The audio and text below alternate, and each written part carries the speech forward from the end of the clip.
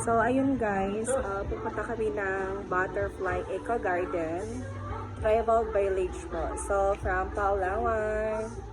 So, here sa to port sa Puerto Princesa.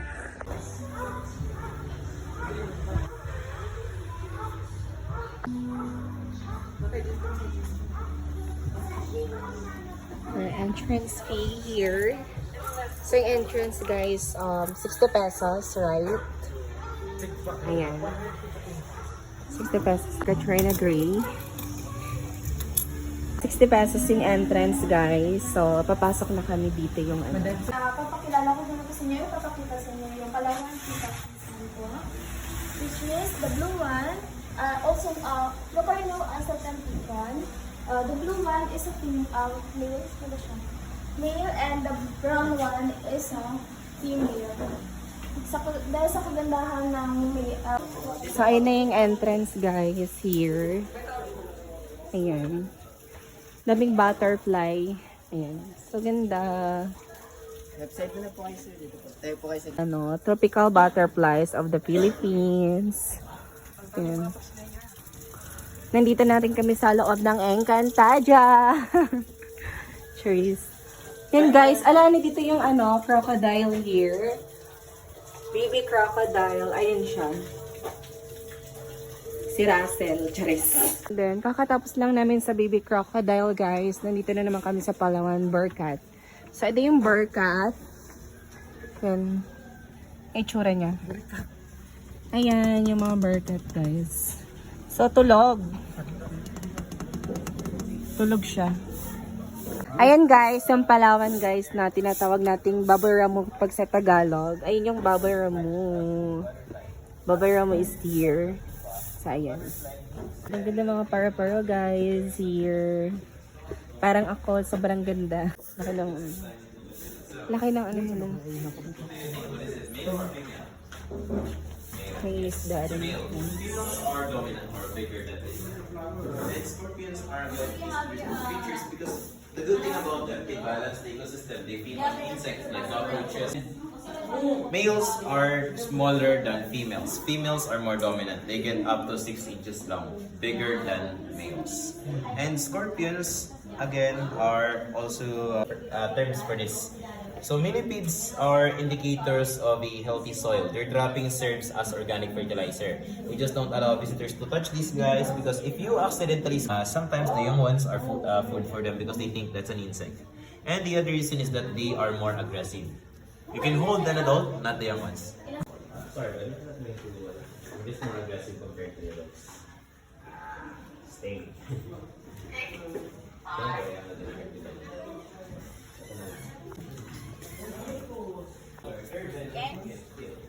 Turtle.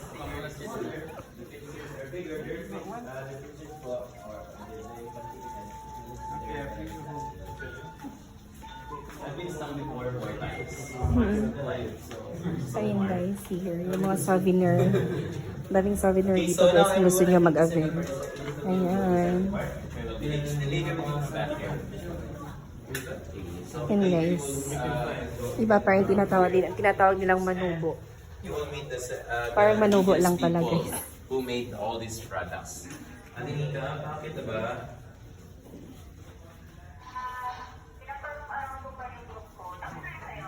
Yes po. Second part of Encantadia. Charis. Pwede ka mag-picture dyan, Jay. Hi guys, this is also saltwater crocodile here. mga buaya na sa tapa na wala na sa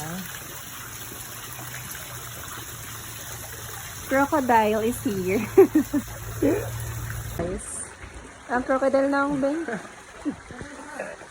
Welcome to Tribal Village. Ayan. So, papasok tayo ng Tribal Village, guys. Tingnan natin yung mga, doon. Yung mga view kung gano'ng kaganda. And then, may mga food. So, mag-avail. Ayan. You're the welcome to Palawan Village. So, ayun, guys.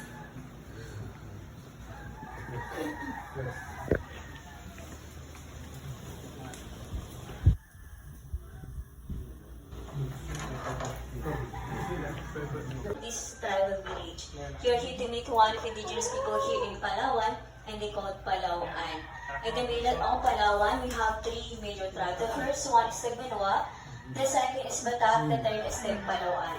If you're familiar, Titataboyman or Kidman, they are the possible descendants. Since 1976, this village has become a temporary home or shelter for them away from the mountain. Some of them just stay like a couple of days, weeks, and months, and after that, they go back to the mountain.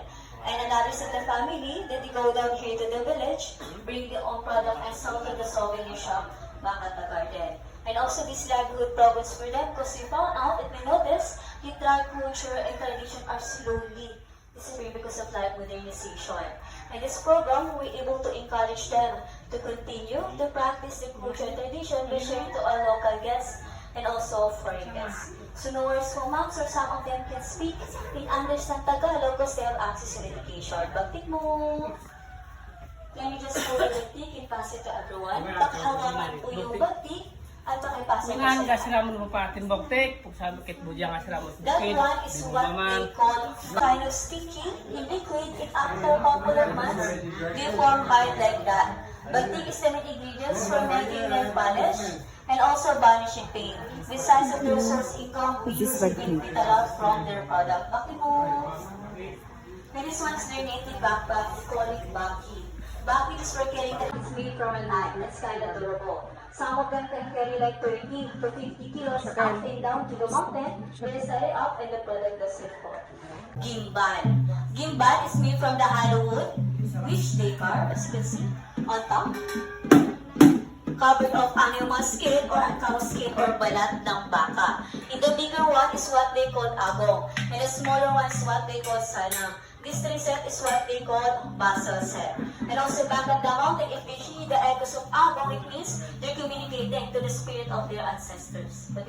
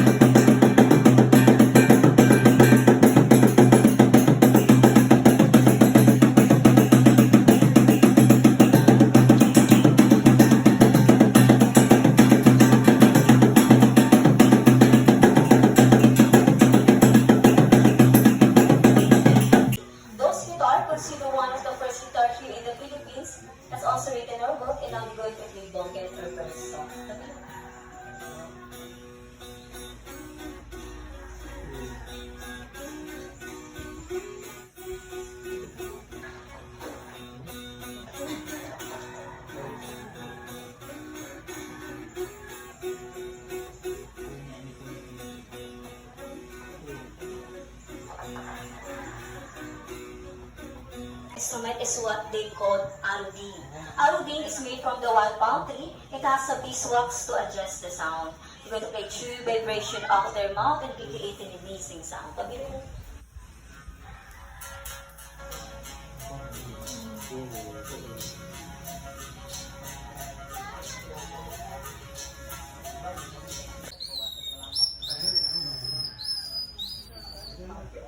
That sounds like bird and squirrel. If the target is visible, then they prepare the kind of materials they call sukit or subukan. So moms are like the drawing board at the side.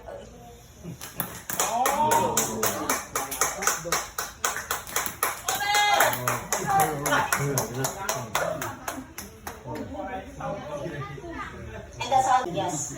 And also according to the tribe, they hit farther than that, like 30 meters, like blowing. And also back at the mountain, be careful. They put poison or lason at the tip of their cat. So this one, this plant, the colubate, is what they call flintstone or buhay na bato. And also a native cotton or luglug and a piece of metal. That process what they call saltikan or friction. As you can see, the strike in the visible smoke, he just transferred on the dry grass. And also back at the mountain at the young age of 5 to 6, he trained them how to create a fire on a baboy because part of their survival in the mountain. And also back in the mountain, they don't have any access on electricity or kuryente. That's why they had their own torch, and they did torch that one.